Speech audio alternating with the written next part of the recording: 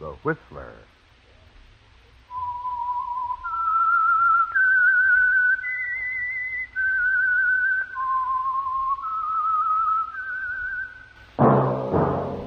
That whistle is your signal, the Whistler.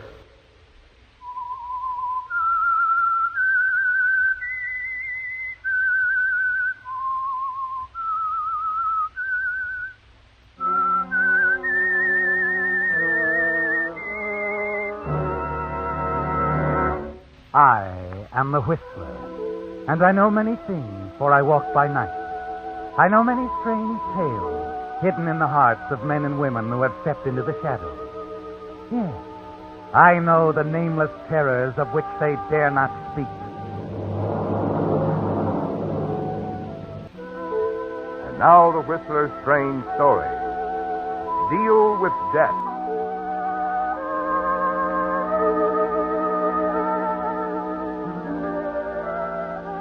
For Scott Rainey, it all began with a question, one that had been on his mind all day. And as he hurried home that evening, each step seemed to fan the fires of jealousy that burned within him. There are always questions on Scott's mind, but this particular one had nothing to do with his work as a reporter for one of San Francisco's leading dailies. Rather, it involved his wife, Evelyn, and another reporter, Scott's longtime rival, a man named Matt Cregan. Now, Scott was certain that the rivalry between them was no longer confined to the newspaper business. His wife, Evelyn, had been acting strangely for weeks. As Scott faced her in their small apartment, he spoke quietly. Evelyn, What is it, dear? were you with Cregan at the El Prado bar yesterday afternoon? Why, no, Scott. Okay. Okay, Evelyn. Scott, where are you going?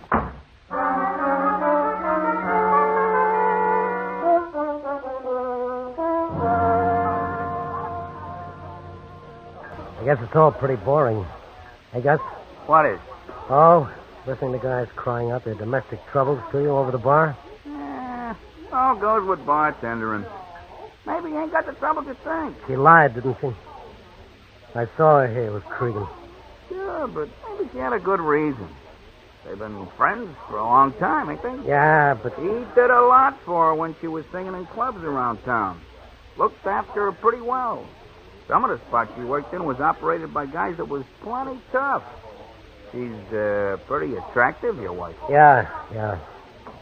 Well, I wouldn't know about Evelyn's past. She didn't ask me about mine. That's how we got married, Gus. No questions asked. Fix me another drink, will you? Yeah, sure. Oh, I almost forgot. About an hour ago, there was a call for you. Any message? Fella didn't leave one. Said he'd call back later. Well, I'm not sticking around much longer. Hiya, Gus. Oh, it's about time. My dogs are killing me. Look, you're supposed to relieve me at 8 Hello, o'clock. Scott. Hi. Sure, Gus. Only there was a roadblock. Little excitement down on the waterfront. What kind of excitement? Fire in one of them cheap hotels. You didn't stop to find out how it happened? Nah, I didn't want old Gus here to overwork. It's the first time I'd ever bothered you. I think I'll go down and have a look. What do I owe you, Gus? You already caught the last one. Always on the beat, huh? A reporter is only as good as his last hot story. This one ought to be hot enough anyway. A fire. Ha! I'm sorry you came.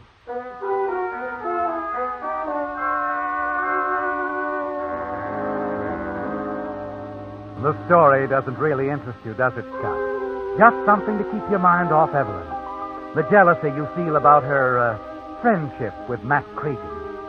The fire at the cheap waterfront hotel is all over when you get there. Only a few people around, curiously looking on. In the lobby, you see someone you know, Lieutenant Shaw, a police detective. His reaction to seeing you is somewhat startling. Ronnie. Oh, you were always good at figuring things, Lieutenant. That's the name, Scott Rainey. How did this happen? An explosion upstairs. Anybody hurt? Yeah. The man in room 5 is dead. Oh, what's his name? Well, his name, Lieutenant.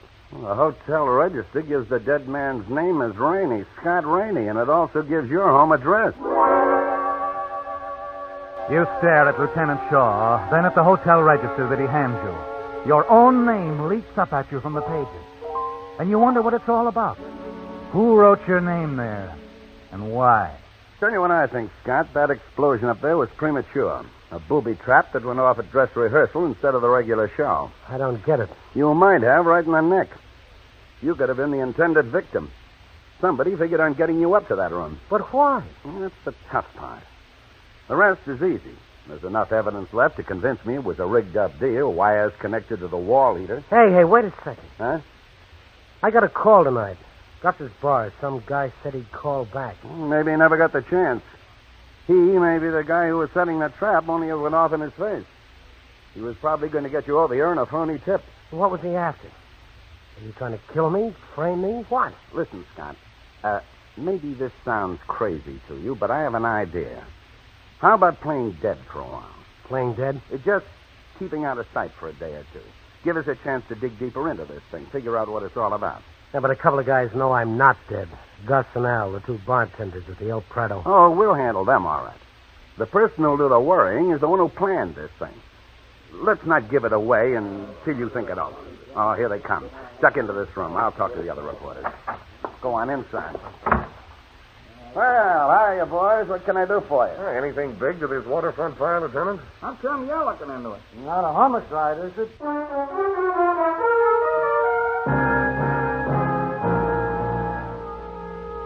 The voices of the lieutenant's questioners drift over the transom to you.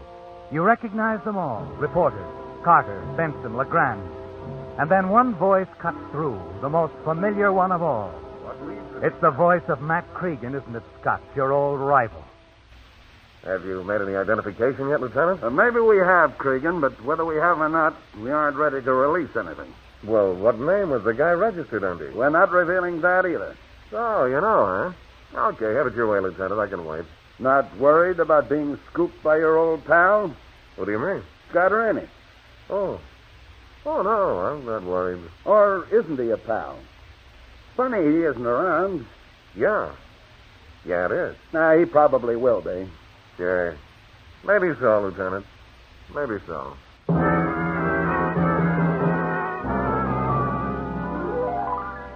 Something in Cregan's tone bothers you, doesn't it, Scott? He isn't worried at all. You're sure of it. And suddenly you've made up your mind about something else. When the other reporters have gone, you have an answer ready for the lieutenant. I've decided to string along with you, Lieutenant. I'll play dead for a while. Just tell me what to do. You don't do anything, Scott. Just keep out of sight. The body will remain unidentified. We'll let whoever did this sweat a while. He might get careless, make a mistake. When we break the case, the story is all yours. Okay, Lieutenant.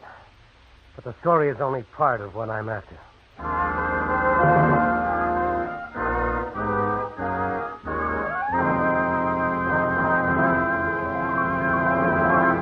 With the prologue of Deal with Death, another strange story by The Whistler.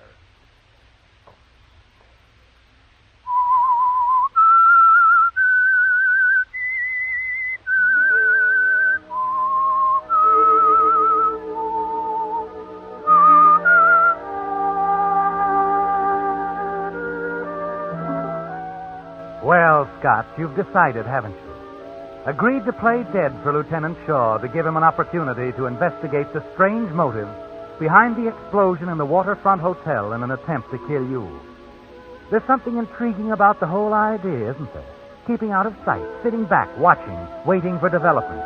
And you'll be especially interested in the reaction of two people, Matt Cregan and your wife, Evelyn.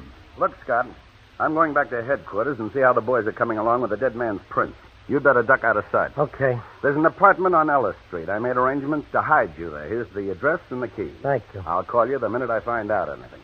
If we're lucky, we'll have the dead man's prints on file. All right, Lieutenant. I'm sort of anxious to know who he is.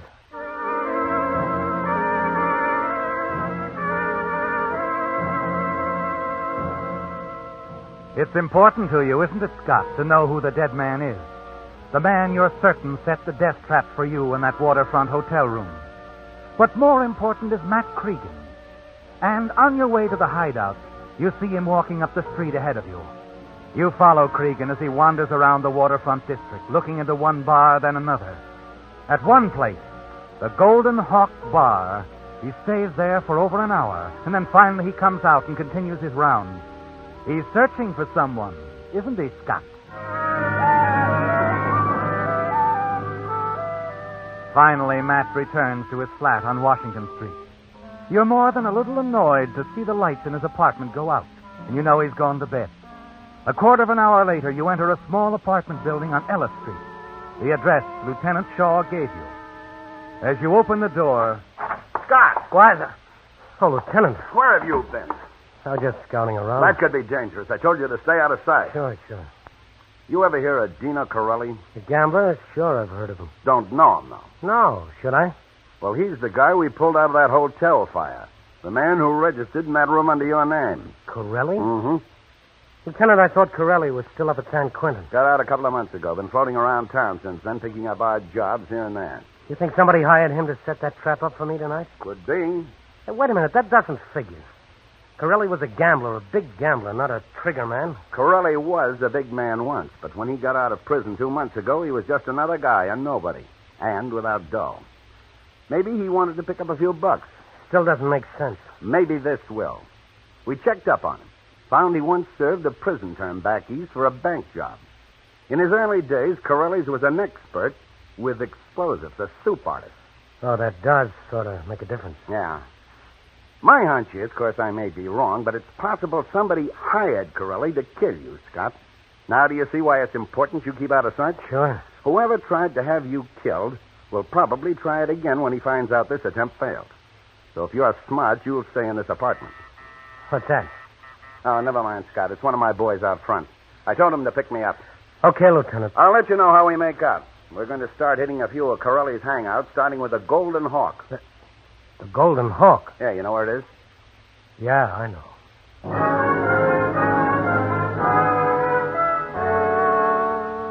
It's beginning to add up, isn't it, Scott? The Golden Hawk Bar, one of Corelli's hangouts. And that's where Matt Cregan went tonight, looking for Corelli. You're sure he's involved in the attempt on your life, aren't you, Scott? You're certain Cregan's in love with your wife. But there's no proof of it yet. And that's what you need, proof, before you can make your move to handle Cregan in your own way. You pick up the telephone and dial. Too dangerous for you to leave the apartment, so you're going to need someone to help you. The sort of help that a police informer like Jerry Harris can give you. Hello? Hello? Oh, just a second. Will you, baby? Hello? Jerry, this is Scott Rainey. Oh, hi. What's up? Don't let anybody know you've talked to me, Jerry. Got a little job for you. Well, look, pal, I'm sort of tied up at the moment. Baby. Well, this can wait till morning, but that's all. Morning, huh? Well, I got some things on fire for tomorrow, pal. I don't think I'll be able Still on to... parole, aren't you, Jerry? Yeah. Why? There are certain things guys on parole are not supposed to do, Jerry. You get what I mean? I think so. What do you want me to do? Nothing that could hurt you. Just tail a guy. Matt Cregan. Cregan, the reporter? Yeah. Let me know what he does, where he goes, who he sees. That's all. And keep your mouth shut. Okay. Keep in touch with me at this number.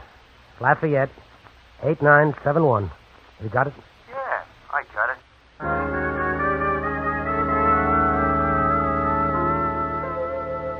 You lie awake most of that night, don't you, Scott, thinking about it all. Cregan, the death trap, and Corelli. Again, your thoughts turn to your wife, Evelyn, and you wonder what part she had in the attempt on your life. Or if it was just Cregan's idea. As you stare out of the window and watch the first gray streaks of dawn sweep in over the sleeping city, your thoughts go back to Corelli's trial. 10 years ago, wasn't it? You lean back in the heavy chair, close your eyes. You remember the trial well. Matt Cregan, covering the case, was the only reporter who believed Corelli's story, and he played it up big. Perhaps that's the reason why Corelli was willing to return Cregan's favor and set up your death trap. Yes, that's what you're thinking about when somehow you doze off. It's almost noon when the phone wakens you.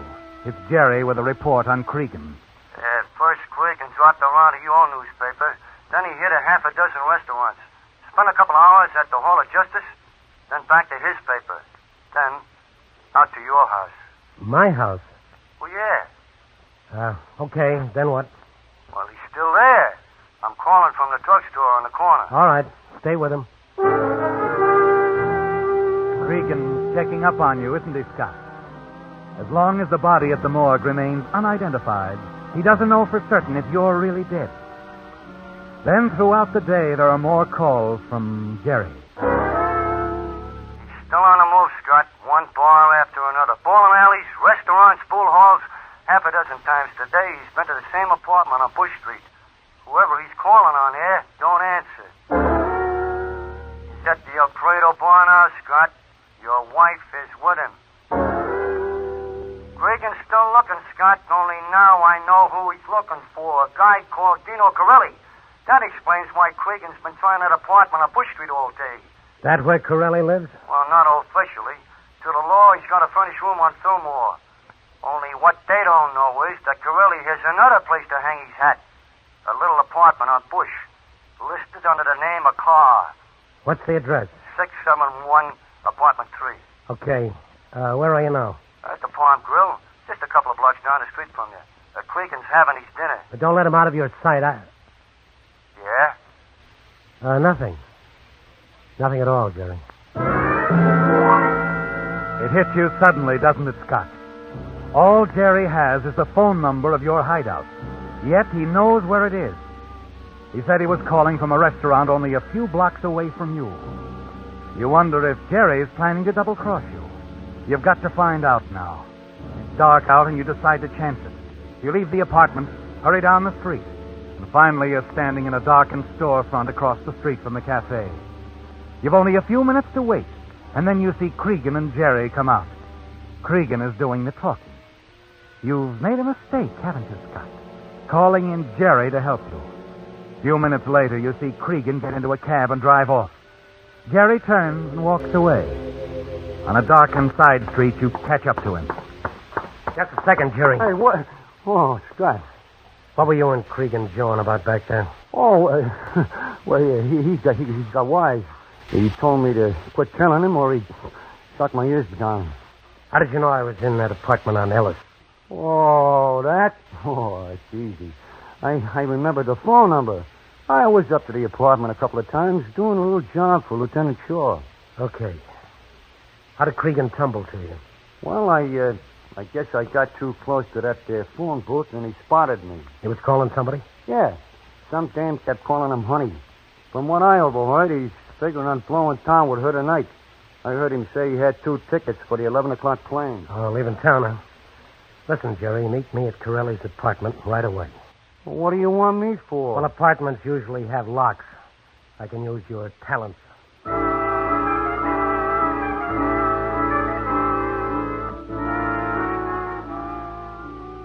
Jerry opens Corelli's apartment easily. You search the place thoroughly, but there isn't a single clue here to link Cregan with Corelli. All you find is a .45 automatic. You slip it into your pocket, glance at your watch. Only 2 hours left before Cregan catches his plane.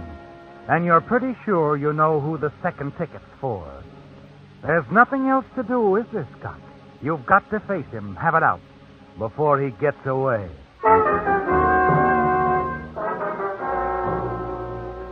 Shortly before 9:30, you enter the apartment house where Cregan lives.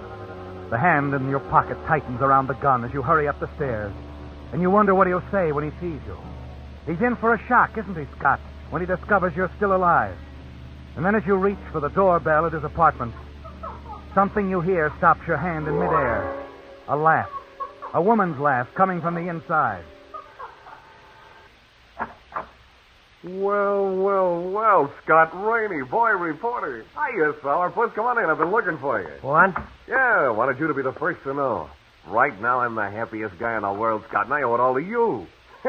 I knew that'd break your heart. What are you talking about? Hey, honey, look who's here. Well, hello, Scott. You remember Vicky Grant, don't you, pal? You should. You introduced us a couple of months back. Remember, I twisted your arm? Oh, yeah. Yeah, I remember. Say, you're just in time to have a going-away drink with us. Going away? Sure. Vicky and I are getting married, pal. Come on, have a drink. Let's bury the hatchet. Tonight, I love everybody. Even you, sourpuss. Don't mind him, Scott. Matt keeps telling me you're the best reporter in town. Of course he is. Hey, look, Scott. To show you my heart's in the right place, I'm going to give you a tip. You heard about that fire in the hotel on the waterfront? Fire? Yeah, the police say they haven't identified the body, but I know better. I also have a few good contacts at the morgue. The guy's name is Corelli, Dino Corelli. Oh? My spies also tell me he's got a little hideout on Bush Street under another name. Might be a big story there, pal. It's all yours. I'm too busy getting married. Scott, where are you going? Hey, wait a minute. How about that drink? As you half run down the stairs, you realize you've been all wrong, haven't you, Scott? You were quick, eager to jump to the conclusion that Matt Cregan had hired Corelli to kill you. Certain Matt wanted you out of the way so he could marry your wife, Evelyn. But it hasn't turned out that way, has it? You had it all figured out, and you were completely wrong. As you reach the street, you realize, too, that now you'll have to start all over, that you're no nearer to the answer than you were last night. Back at the apartment on Ellis Street, the hideout furnished you by Lieutenant Shaw, you paced the floor for hours trying to think it out, struggling to find the motive behind the attempt on your life. And then... Yeah. Sherry again. After I let you in Corelli's apartment, I played a hunch and went over to the Golden Hawk to see if Corelli and Cregan never got together there. Well, it seems not. But Corelli spent most of his time talking to some dame. Oh? Know who she is? Well, the bartender ain't sure. But he heard Corelli call the dame by her first name several times. What is it? The dame's name is Evelyn. You still there, pal? Yeah, I'm still here. Well, what now, Scott? Scott. Oh, one more thing, then I won't need you anymore, Jerry. Call up my home and tell my wife that Corelli wants to see her at his place right away. Don't give her the address. Yeah? Don't tell her who you are. Just give her the message and hang up. Okay, but I don't get it. No, I guess you don't. But I think Evelyn will.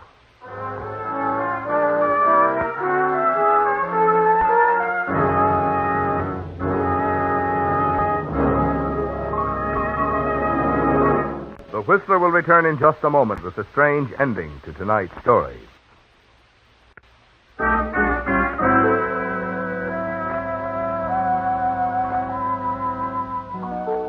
All along, you were certain that Matt Cregan was involved in the attempt to kill you, weren't you, Scott?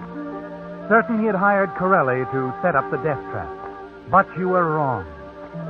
Now he's out of it. That leaves one person, Evelyn. Yes. You're sure it was your wife and Corelli who plotted your death in that cheap waterfront hotel. That it had been Corelli all along.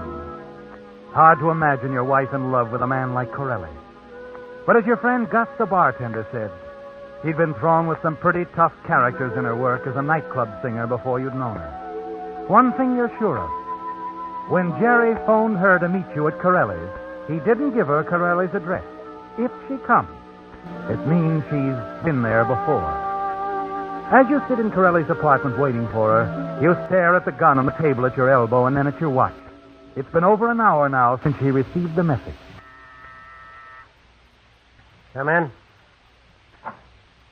Scott, what are you doing here? Surprise, baby. You watch her as she stands in the doorway, a puzzled look on her face. And then suddenly something happens to you, doesn't it, Scott? A moment ago you were going to kill her, but now your hands remain motionless in your lap. You find you love her so much you can't reach for the gun on the table. Oh, darling, you had me worried sick. Where have you been? I guess I should have told you before, Mrs. Rainey. Scott was working for me. Lieutenant, how Thought I'd better come along, Scott. Right now, Mrs. Rainey, I think you'd better explain something to him. You mean Corelli? Evelyn, what's this all about? Oh, darling, I didn't want you to know, ever. Your wife got a phone call tonight, Scott. She came right down to headquarters and told me the whole setup. You don't know this, Scott, but a long time ago, your wife was Corelli's girlfriend. What?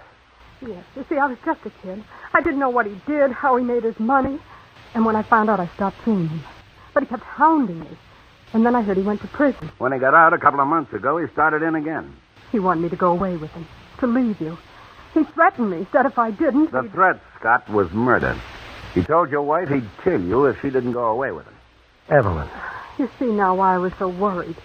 I didn't know what to do, darling. I went to Matt Cregan for help. That's when I met him at the El Prado bar. And he promised to do all he could. Well, it's all over. We know now that no one hired Corelli to kill you. The booby trap was his own idea. Guess you'd better forget about it. But I still don't understand, Lieutenant. That phone call I got tonight to come to Corelli's. Who? I think you can forget about that, too, Mrs. Rainey. It was probably some crank's idea. Wouldn't you say so, Scott?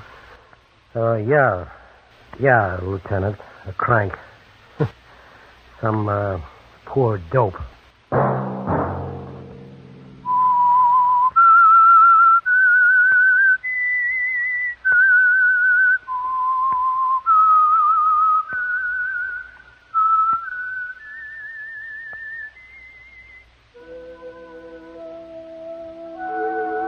Let that whistle be your signal from the Whistler each Sunday night at this same time.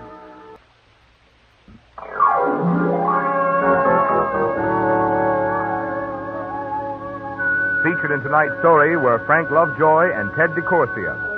The Whistler was produced and directed by George W. Allen, with story by Steve Hampton, music by Wilbur Hatch. Remember, at the same time next Sunday, another strange tale by The Whistler. Marvin Miller speaking. This is CBS, the Columbia Broadcasting System.